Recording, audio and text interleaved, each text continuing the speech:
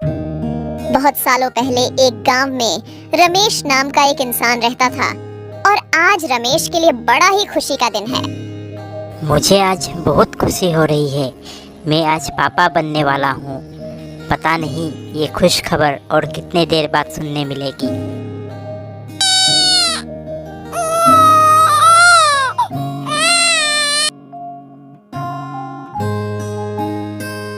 मुबारक हो रमेश बेटा, तुम्हारा बेटा हुआ है। रमेश यह सुनकर खुशी से घर के अंदर जाता है और अपने बेटे को गोद में उठा लेता है।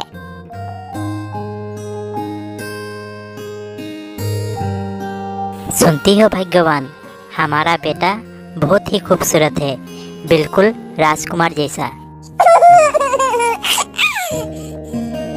कुछ दिनों बाद रमेश ने उस गांव के एक बाबा को अपने घर बुलाया। बाबा जी, आप मेरे बेटे के लिए एक अच्छा सा नाम और उसके भविष्य के बारे में हमें कुछ बताइए। बाबा रमेश के बेटे को देखकर एक भविष्यवाणी करते हैं। बेटा रमेश, तुम्हारा बेटा बहुत ही अच्छी किस्मत लेके आया है।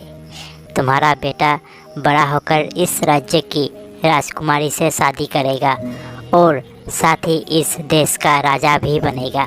बाबा की यह भविष्यवाणी सुनकर रमेश बहुत ही खुश हो जाता है। बाबा की भविष्यवाणी आहिस्ता आहिस्ता पूरे गांव में फैल जाती है। अरे भाई, तुमने ये बात सुनी है कि रमेश का बेटा बड़ा होकर इस राज्य की राजा की लड़की से शादी करेगा और वो राजा भी बनेगा। हाँ भाई, मैंने भी ये बात सुनी है। और तुम्हें पता है, ये बाबा की भविष्यवाणी हमेशा सच होती है। गांव में ये बात फैल जाने के कारण ये बात उस राज्य के राजा को भी मालूम पड़ जाता है और राजा ये बात सुनकर बहुत गुस्सा हुए और गुस्से से बोले, गांव का एक गरीब का बेटा मेरी बेटी से शादी करेगा? ऐसा कभी नहीं हो सकता। मैं ऐसा कभी होने नहीं दूंगा। अगले दिन राजा भेष बदलकर उस गांव में जाते हैं।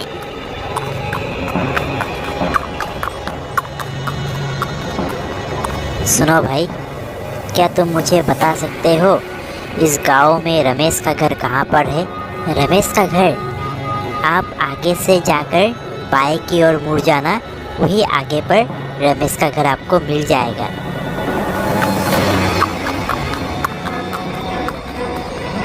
उसके बाद राजा रमेश के घर पहुंच जाते हैं और रमेश को बुलाते हैं। घर पर कोई है?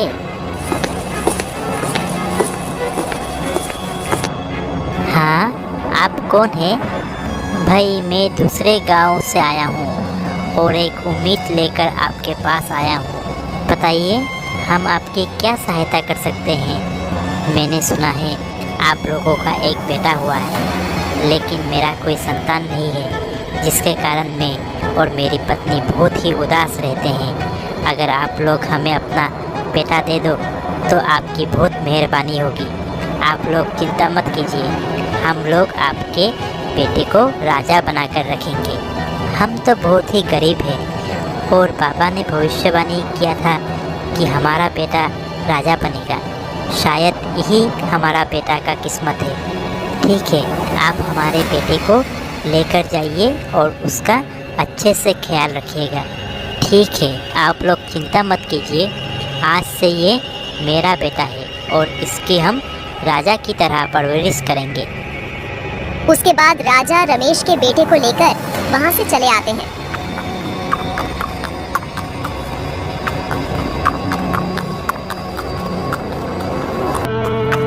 राजा एक नदी के पास पहुंच जाते हैं और फिर घोड़े से उतरकर रमेश के बेटे को लेकर जल्दी जल्दी नदी के किनारे आ जाते हैं और राजा अपने आप से कहते हैं, मैं एक काम करता हूँ, इस बच्चे को यहाँ रखे इस टोकरी में डालकर इस नदी में बहा देता हूँ, जिससे कि ये पानी में डूब जाएगा।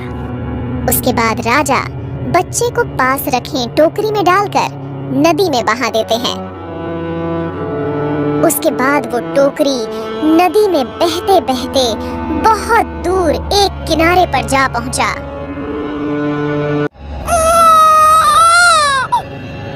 अरे, मैंने अभी एक बच्चे की रोने की आवाज़ सुनी। ये आवाज़ कहाँ से आ रही है? अरे, ये तो नदी के किनारे से आवाज़ आ रही है। मैं जाकर देखता हूँ कि क्या है। अरे, ये क्या है? इसमें एक बच्चा है। यह कहकर वो आदमी उस बच्चे को टोकरी से निकाल कर कहता है, कितना प्यारा बच्चा है। इसे किसने नदी में बहा दिया होगा? मैं एक काम करता हूँ, इसे अपने घर ले जाता हूँ। उसके बाद वो आदमी उस बच्चे को लेकर अपने घर आ जाते हैं।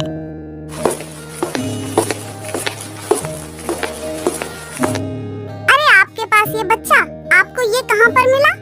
भाग्यवान, ये बच्चा मुझे आज नदी के पास एक टोकरी में मिला और मैंने देखा वहाँ पर कोई नहीं था, इसलिए मैं इसे यहाँ ले आया।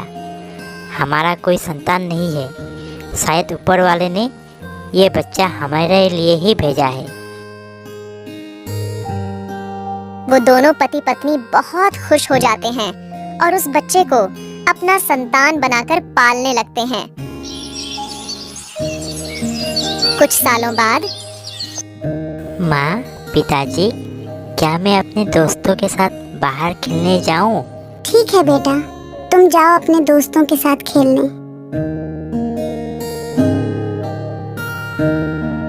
हमारा बेटा बहुत ही संस्कारी है। तुमने सही कहा भाग्यवान, हमारा बेटा बहुत ही संस्कारी है।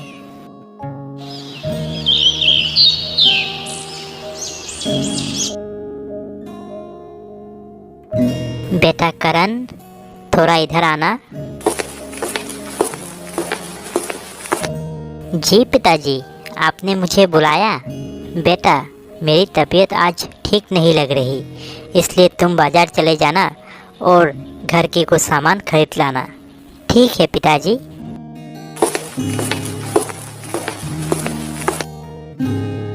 जब करण बाजार जा रहा था, उसी वक्त राजा वहां से गुजर रहे थे और राजा उस आदमी को पहचानते थे, इसलिए राजा वहां रुककर उनसे बात करने लगे। महाराज, आप यहाँ? अरे मणिलाल, ये लड़का कौन था जो अभी अभी तुम्हारे घर से गया? महाराज, ये मेरा बेटा है। मणिलाल, तुम्हारा बेटा? मुझे जितना पता है तुम्हारा कोई संतान नहीं था। महाराज, आज से लगभग 20 साल पहले की बात है। मुझे नदी के किनारे एक टोकरी में एक बच्चा मिला और उसे हमने अपना संतान बना लिया। महाराज ये सुनकर चौंक गए और उन्हें याद आया कि ये तो वही बच्चा है जिसे उन्होंने नदी में बहा दिया था। महाराज, महाराज, आप आइए, मेरे घर पे कुछ देर आराम कर लीजिए। ठीक है मणिलाल, मैं कुछ देर तुम्हारे घर आराम कर लेता हूँ।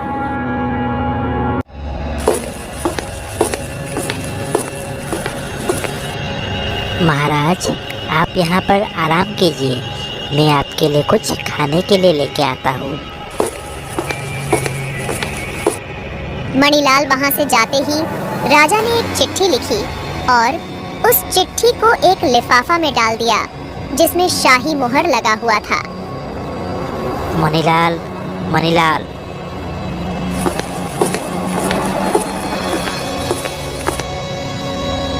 जी महाराज, आपने मुझे बुलाया? मणिलाल, मुझे तुमसे एक काम था।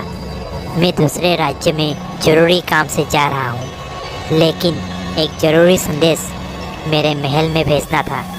क्या तुम अपने बेटे को मेरे एक संदेश लेकर महल भेज सकते हो? ज़रूर महाराज, आपकी बात हम कैसे टाल सकते हैं। लेकिन महाराज, मेरे घर पे कुछ खा कर जाइए। मणिलाल, आज नहीं, फिर कभी खा लूँगा। उसके बाद राजा वो चिट्ठी मणिलाल को देकर वहां से चले गए।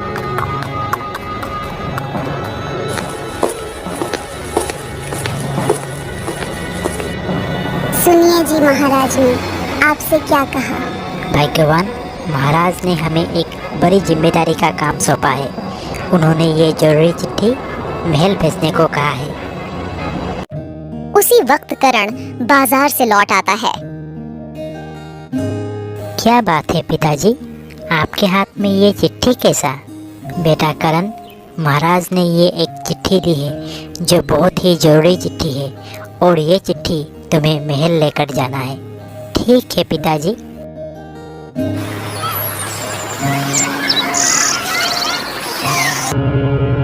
मेरा बेटा कभी इतना दूर अकेले नहीं गया। मुझे उसकी बहुत चिंता हो रही है। भगवान, मेरे बेटे की रक्षा करना। रास्ते में करण को एक आदमी मिलता है जिससे वो बात करता है। चाचा सुनिए, मुझे आपसे एक बात पूछना था।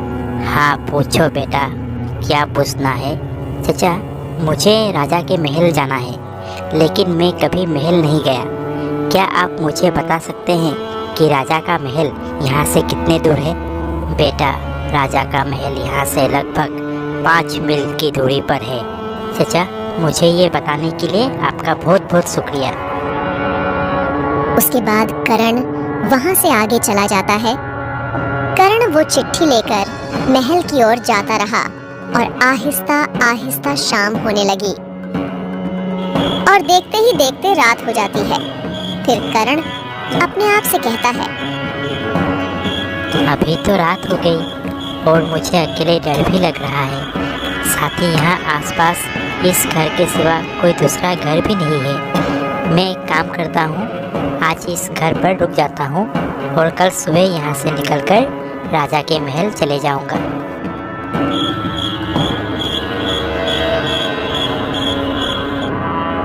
घर पर कोई है? कौन है? माँ जी, मैं बहुत दूर से आया हूँ। मुझे राजा का एक चिट्ठी महल ले जाना था, लेकिन रात हो जाने की वजह से मैं आगे जाने के लिए डर रहा हूँ। माँ जी, आप मेरी सहायता कीजिए। आज रात के लिए मुझे आपके यहाँ रहने की इजाज़त दीजिए। उस बूढ़ी औरत को करण का मासूम चेहरा और उसकी भोली बातों पर तरस आ गया और फिर उस बूढ़ी औरत ने कहा, बेटा, ये डाकू का घर है और डाकुओं ने मुझे इस घर की देखभाल के लिए यहाँ रखा है, और उन्हें मालूम चला कि मैंने किसी को यहाँ रहने की जगह दी है तो वो बहुत गुस्सा करेंगे। फिर भी मैं उनसे बात कर लूँगी। बस तुम एक कोने में चुपचाप सो जाना। ठीक है माँ जी।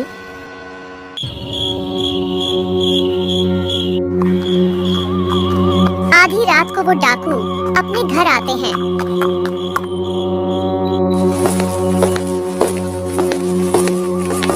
डाकुओं ने अपने घर पर एक लड़के को देखकर बूढ़ी औरत से पूछा, माँ जी, ये लड़का कौन है और हमारे घर पे क्या कर रहा है?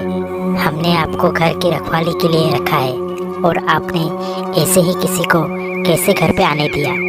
सुनो बेटा, ये लड़का बहुत दूर एक गांव से आया है और उसके पास महाराज का एक चिट्ठी है जो वो महल ले जा रहा था, लेकिन रात हो जाने की वजह से वो यहाँ रुकने की इजाज़त मुझसे मांग रहा था। लड़की की मासूमियत देखकर मुझे उस पर तरस आ गया, इसलिए मैंने उसे यहाँ रहने की इजाज़त दे दी। महाराज की चिट्ठी? मैं देखता हूँ कि महाराज ने इस चिट्ठी में क्या लिखा है। उस बूढ़ी औरत से वह चिट्ठी लेता है और फिर वह डाकू उस चिट्ठी को पढ़ता है और पढ़ने के बाद अपने साथी से बोलता है, भाई तुम एक काम करो, ये चिट्ठी फेंक दो। मैं एक दूसरा चिट्ठी लिखता हूँ जिसे मैं इस लिफाफे में रख दूंगा। उस डाकू ने एक नई चिट्ठी लिखी और उस नई चिट्ठी को उसी लिफाफे में डाल दिया। माँ जी, सुबह होने वाली है, हम चलते हैं। जब ये लड़का उठ जाए तो उसे ये चिट्ठी दे देना। उसके बाद वो डाकू उस चिट्ठी को बूढ़ी औरत के पास देकर वहां से चले जाते हैं।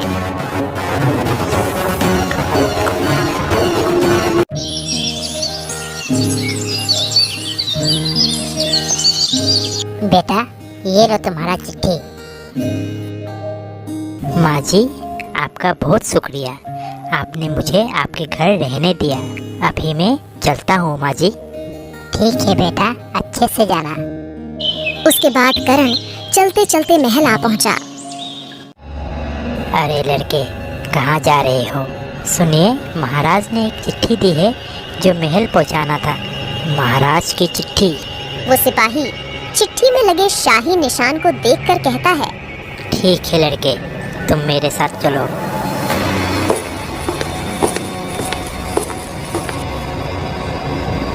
महारानी जी, ये लड़का महाराज का एक चिट्ठी लेकर आया है। ठीक है सेनापति जी, अभी आप जा सकते हो।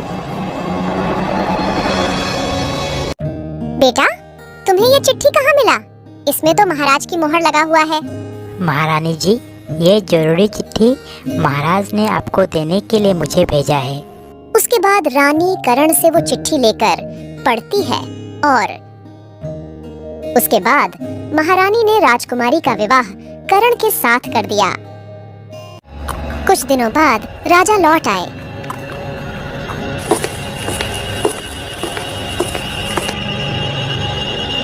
महारानी, मैंने एक चिट्ठी एक लड़के के हाथ में भेजी थी, तुम्हें वो चिट्ठी मिला? हाँ महाराज, मुझे वो चिट्ठी मिली और आपने जैसा कहा था, मैंने हमारी पुत्री का विवाह उसी लड़के के साथ कर दिया। विवाह? मैंने तो उस चिट्ठी में ऐसा कुछ नहीं लिखा था। राजा की ये बात सुनकर रानी ने वो चिट्ठी राजा को दिया। राजा ने देखा वो चिट्ठी बदल चुका था। उस रात डाकू ने यह चिट्ठी पढ़ी जिसमें लिखा था, महारानी, ये चिट्ठी जो लड़का लेकर आएगा उसे तुम मार डालना। डाकू को ये चिट्ठी पढ़कर बुरा लगा, इसलिए उसने वो चिट्ठी बदल दी।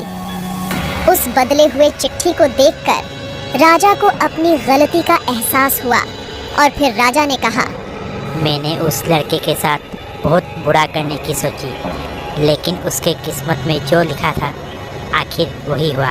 मैंने बहुत गलतियाँ की, मुझे अपनी गलती का एहसास आज हुआ है, इसलिए आज से मैं उसे अपना बेटी की तरह मानूंगा और साथ ही अपने इस राज्य का राजा भी बना दूंगा, जिससे कि मैं अपनी गलतियों को सुधार पाऊंगा। कुछ दिनों बाद करण उस राज्य का राजा बन गया। ऐसी ही कहानियाँ देखने के लिए हमारे चैनल को सब्सक्राइब करें और लाल बटन प्रेस करना ना भूलें।